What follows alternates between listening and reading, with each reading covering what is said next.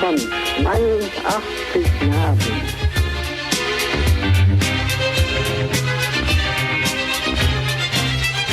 ¿Cómo les va? ¿Qué dicen? Bueno, hoy vamos a hablar del fenómeno borderline. A pedido del público, como decía nuestro queridísimo cámara Carlos, desde hace 14 años, que ya no está entre nosotros, y siempre decía, diga al pedido del público, y que es verdad, porque hay muchos mails pidiendo que hablemos del fenómeno borderline. O fenómenos, enfermedades fronterizas. Este tema lo estudió mucho en Estados Unidos el doctor Otto Kemper y vamos a ver, tenemos diferentes posiciones con respecto a si psicoanálisis sí o psicoanálisis no. Para este tema invitamos al doctor Leonardo Seiref, que ha investigado mucho este tema. Nos va a dar su punto de vista psiquiátrico, psiquiatría dinámica, y el doctor Andrés Raskowski, muy conocido por todos ustedes, y algunos lo van a conocer hoy. Médico, psicoanalista, igual que yo, que soy la doctora Luisa Kremer, médica psicoanalista. Así que vamos a ver, porque es un fenómeno polifacético, polimorfo, tiene de todo. Así que es muy difícil hacer el diagnóstico y el tratamiento. Luego de la pausa, nos vemos.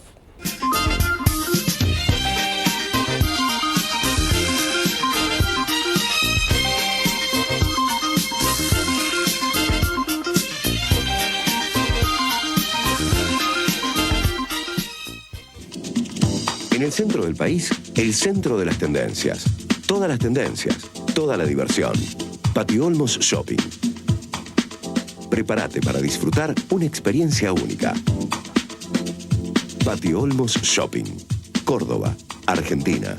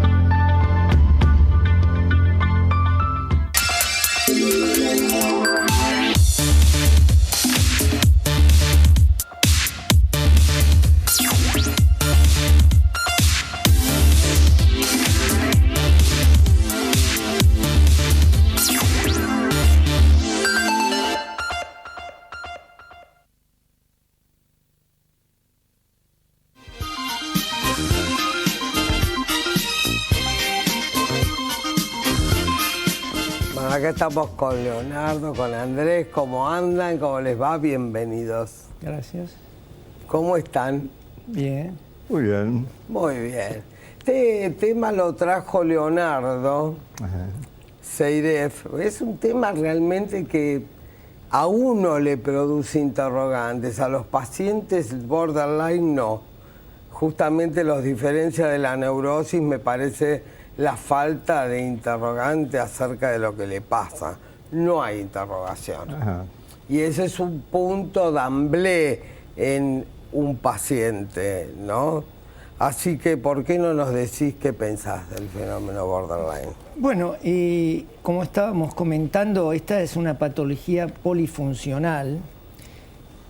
A partir del descubrimiento y del progreso de las neurociencias se sabe mucho más de estos pacientes, que te diría, y para que la gente entienda, estos pacientes están bioeléctricamente y neuroquímicamente predispuestos a reaccionar sin censura. De ahí la impulsividad descontrolada.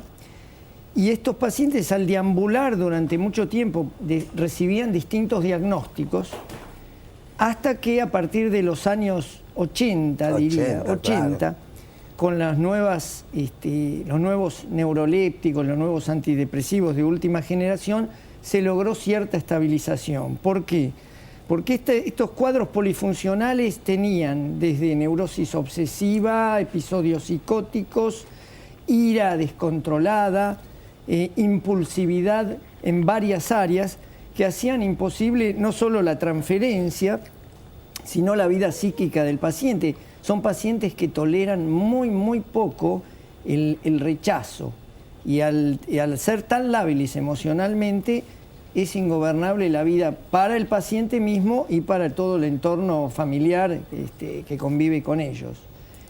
Por eso, a partir del tratamiento psicoterapéutico apropiado, que podemos charlar cuál sería hoy el tratamiento de elección, que es lo que estábamos hablando, y de la psicofarmacología, porque se demostró por estudios de neuroimágenes que hay cosas, hay hipoflujo en algunas zonas de la corteza cerebral, hay agrandamiento de los ventrículos laterales, cosas que evidencian que la patología tiene un sustrato estructural muy importante. Ah, mira. Así que, bueno. No sabía. ¿Vos sabías, Andrés, eso del sustrato? Bueno, siempre desde la visión psiquiátrica a menudo descubren algunas situaciones orgánicas. Quizás sea en parte lo que diferencia la mirada psicoanalítica de la mirada psiquiátrica, que intenta justificar biológicamente para medicamentar, porque el peligro es que todo esto sirva para medicamentar. Los laboratorios a menudo inciden mucho en una clasificación y un medicamento para cada cuadro. Justamente el psicoanálisis tiene una perspectiva distinta, por eso no tiene una nosología tan manifiestamente organizada. Freud dividió neurosis, perversiones y psicosis, y más bien la mirada psicoanalítica va a qué es lo que sostiene estos fenómenos que tan bien describió Leo. Sí, es ¿sabes? decir, hablamos de la problemática narcisística, Sí. de las heridas narcisísticas, de la falta de autoestima, de la dificultad de un vínculo objetal sostenido, de las incongruencias del paciente, y una cosa clave por lo cual es tan difícil trabajar y no son muy analizables, no son muy analizables, es la falta de simbolización. Claro. Es decir, un pensamiento concreto y una tendencia a la actuación permanente de sus conflictos. ¿Qué quiere decir la actuación de sus conflictos?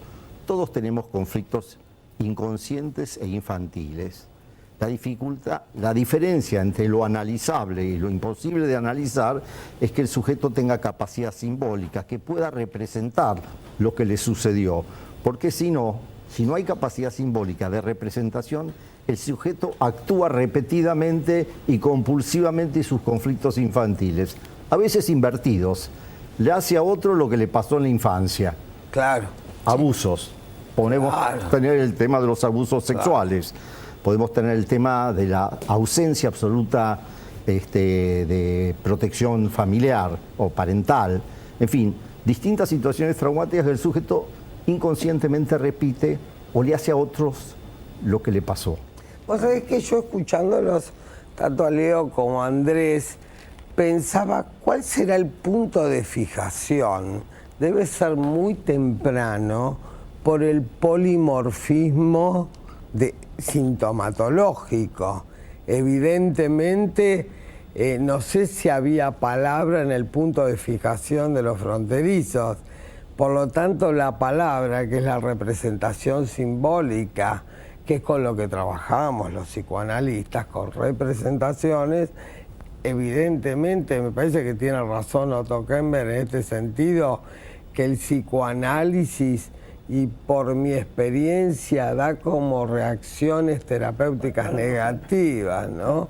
O paradojales. No siempre da. No siempre, exactamente. Lo que permite la psiquiatría, al tratar al paciente y medicarlo, que si bien lo que dijo Andrés es real, el tema de los laboratorios y de la hipermedicación, y de los hiperdiagnósticos, inventan diagnósticos para hay que tener cuidado, pero permite estabilizar estabilizar al paciente y permeabilizarlos para la terapia, porque estos pacientes, tal vez sin medicación, una medicación de base, ¿Cuál sería la medicación? Y la medicación de base va desde los neurolépticos. Porque me piden, claro, sí. Son antidepresivos, estabilizadores del ánimo y neurolépticos. O sea, los neurolépticos serían lo que antes llamábamos los tranquilizantes mayores, que permiten que el paciente realmente module de otra manera, baje.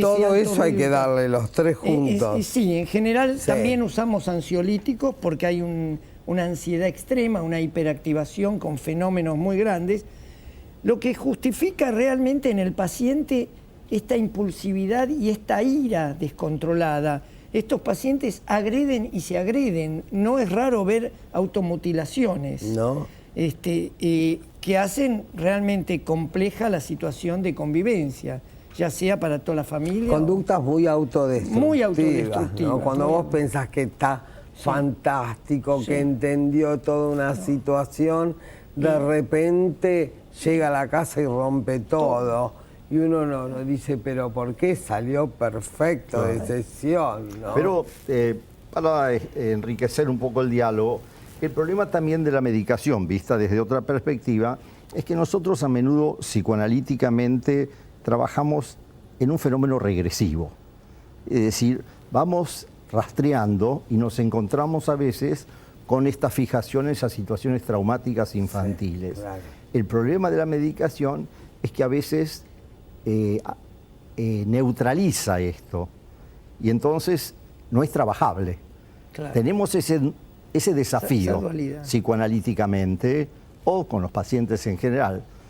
El interrogante es, ¿la medicación nos permite tratarlos o la medicación lo que nos hace es anestesiar estas zonas tan dolorosas y que finalmente uno no lo trabaja?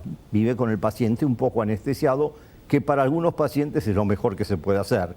Pero ¿Y cómo chequeas si sirve una cosa a la otra? Y Mira, yo creo que lo quedé... chequeas en el consultorio, te animás a trabajar y si no funciona, Yo digo medicás. una cosa, porque vos hablabas de Freud, de la neurosis, psicosis, perversiones. Y Freud clínicamente dijo algo que yo lo sigo usando, a pesar de los años que han pasado, que son los criterios de analizabilidad. Claro. Si ese paciente puede tratarse conmigo y yo lo puedo tratar a ese paciente. Y si aún llegando a las zonas traumáticas muy primarias, se puede tratar. Y como decía Leo, solo queda la medicación. Claro. Si se angustia demasiado y pasa a la actuación o a la transferencia negativa, como señalabas, y el paciente, cuando como analista vos ves que está trabajando lo más doloroso, el paciente no vuelve a la siguiente sesión. Claro. Además, generalmente estos pacientes presentan lo que nosotros llamamos que es comorbilidad, que es patología que interacciona con otras enfermedades. ¿Qué comorbilidad? Depresión, trastorno bipolar, bulimia, y generalmente muchos de ellos son antisociales. Entonces, todas estas patologías... Son hipertímidos, les cuesta... Fobias graves. Fobias graves. Fobias graves. Por eso es necesario a veces tratarlos. Antisociales, les cuesta conectarse con el otro. Emocionalmente. Porque uno puede inferir que entonces hubo poco contacto con la madre, digamos, un contacto de apego, como se llama ahora, ¿no es cierto? Un contacto cariñoso, Faltó ese vínculo contenedor, primario. porque parecen desbordados. Parece que el aparato psíquico, que no sé si se formó, está desbordado. Es como una incontinencia, como Carecen de decías vos. recursos. Carecen de recursos cognitivos y emocionales para poder afrontar todos estos cambios. De todos modos, la evolución, esta es una patología que comienza a principios de la edad adulta, por eso a veces se confundió con esquizofrenia, se los trató a algunos como esquizofrenia, y va evolucionando y parece que se estabilizaran en el tiempo, quinta, sexta década de la vida, pero persisten algunos rasgos de falta de compromiso empático con el otro, emocional. En las relaciones interpersonales fracasan. ¿Cuándo aparece, decís vos? Se parece, en la evolución psiquiátrica es que se estabilizan en la quinta, sexta década de la vida. No, mi amor, ¿cuándo aparece el fenómeno? El fenómeno empieza antes de la adolescencia, por eso decían 18, 20 años. 18, y algunos 20. son confundidos con trastornos esquizotípicos, Vos sabés que esquizoafectivos. yo estoy viendo gente más joven de 18, 13, 14, 12. Es como que todo se hubiese corrido están aplastando la adquisición de la cultura más maravillosa que es la adolescencia. Yo no sé si es lo social, cultural. Vivimos en una, están aplastando. vivimos en una adolescencia. cultura crecientemente de trastornos narcisistas. claro. Si tomamos un espectro mundial, donde, como decía La Nación, 300 millones de adictos en América, de consumidores, 15% de alcohólicos, el neurótico privilegia la defensa represiva. Claro. El borderline tiene mecanismo de desmentida, es decir, de desconocer. Claro. De desconocer las realidades que después retornan a menudo en forma de delirio. Claro. Pero si tomamos el espectro mundial y miramos el diario y pensamos en el terrorismo y en las creencias absolutas religiosas de una vida después de la muerte con la cual uno se puede matar, estamos en trastornos narcisísticos gravísimos. Es ¿Por qué decir decir, trastorno narcisístico? y porque esa creencia y esa dependencia con una especie de certeza delirante de la existencia de un más allá, entraría dentro de ciertos cuadros muy fuerte, excesivos. Y cómo ha crecido el Es malestar fuerte, en la sí, cultura, ¿no? Si tomamos el malestar en la cultura, escrito hace más de 100 años, digamos que hoy, para hacerle un homenaje al doctor Freud, ha crecido enormemente, se va multiplicando día a día por esto que decía. Pero yo les preguntaba, a ver si ustedes me pueden contestar, ¿por qué se corrieron, por ejemplo, este fenómeno borderline? Porque una cosa es la adolescencia, el adolescente adolece, se angustia, es extremista, pero va creciendo. Pero actualmente hay mucha patología, no solamente psíquica, sino orgánica, que aparece en los tempranos años de la vida. Gastritis, reflujo, qué sé yo, hipertensión somática, ¿sí? Y desde el punto de vista psíquico, antes había un chico psicótico, dos.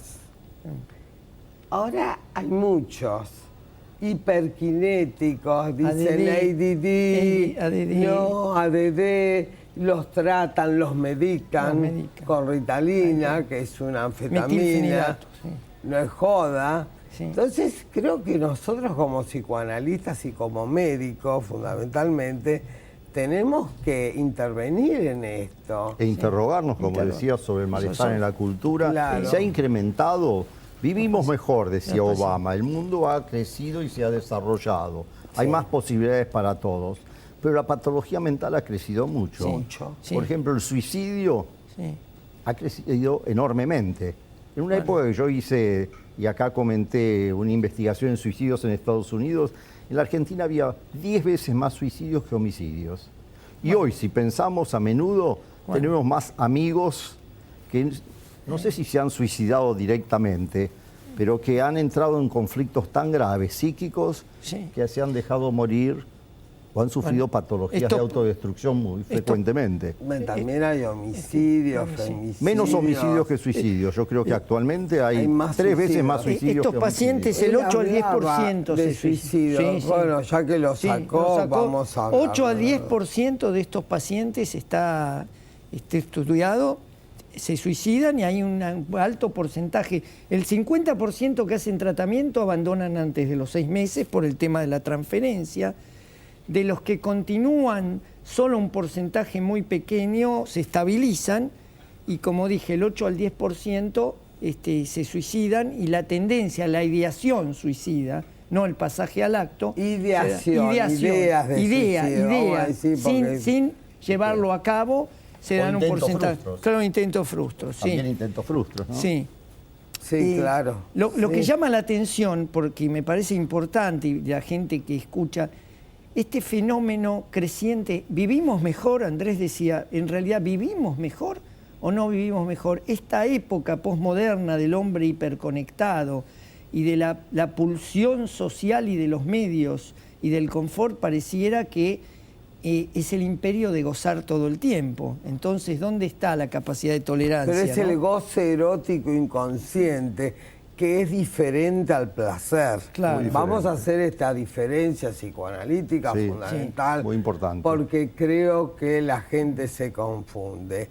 Una cosa es el goce que te puede dar una droga, ¿sí? Es un goce erótico inconsciente primario. Y otra cosa es el placer de intercambiar con un otro un amor, un afecto, una amistad. Y no sé si estamos tan hiperconectados. La gente se siente muy sola.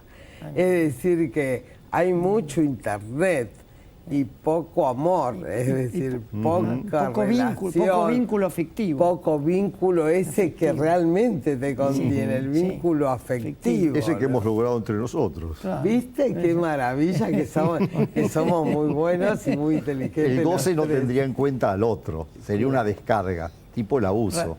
Claro. O donde para el sujeto muy narcisista no está presente el otro, sino la descarga sexual.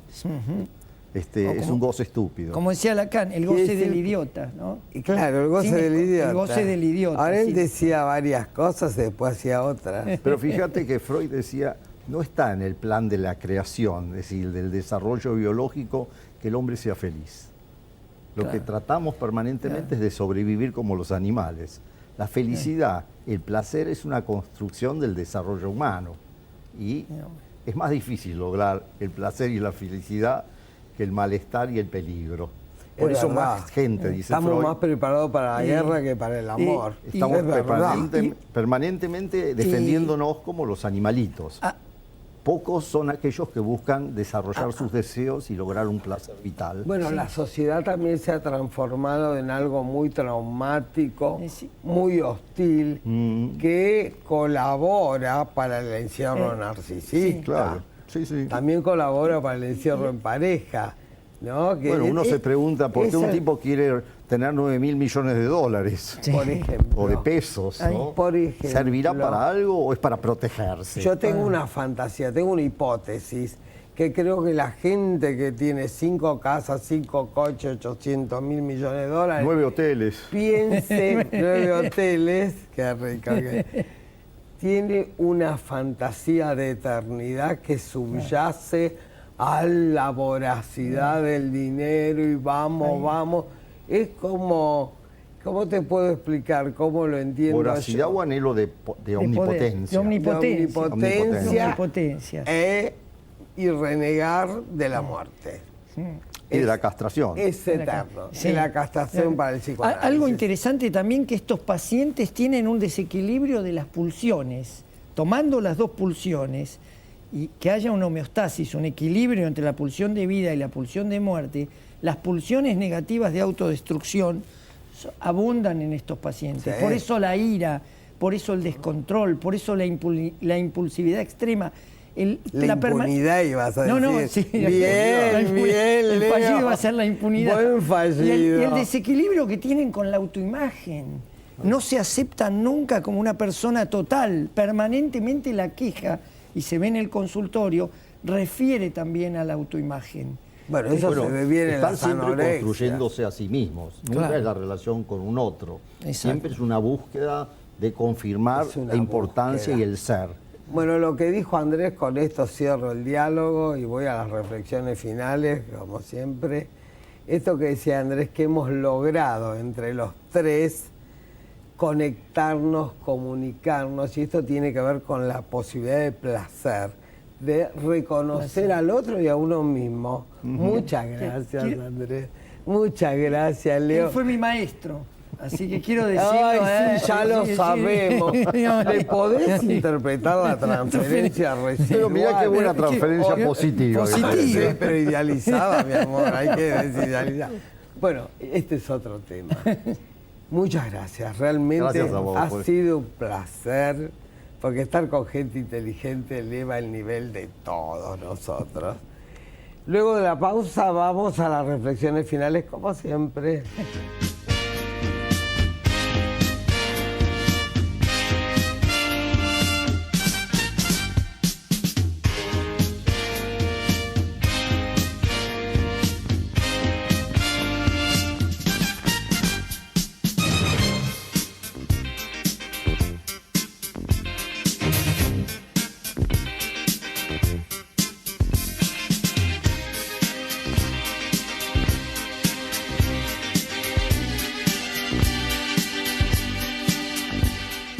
Voy a tomar esto que decía Andrés Raskowski con respecto a cómo entre tres colegas, por ahí con ideas diferentes o no, con un tema tan ríspido como es el tema de los borderline, y son muy frustrantes, ¿no es cierto?, para el analista, y que a veces podemos y a veces no podemos. Realmente hay que tener mucha tolerancia, templanza y saber mucho de psicoanálisis. Se consiguió un trío placentero. ¿Qué significa placentero? Un reconocimiento del otro, de la persona, de las ideas, de las palabras, y eso causa placer y conocimiento. Por eso se necesita de inteligencia, mucho psicoanálisis, porque hay gente muy inteligente, pero es tan narcisista, como diría Andrés, que no sirven absolutamente nada, como el doctor Mario Bunge, por ejemplo, que es brillante, y se ve que tuvo una mala experiencia con los psicoanálisis y petardea. Decir que la inteligencia con la neurosis no va. Es decir, porque la neurosis aplasta la inteligencia. Hoy hemos tenido realmente una reunión muy placentera. Espero que lo disfruten junto con nosotros. Hasta la semana que viene.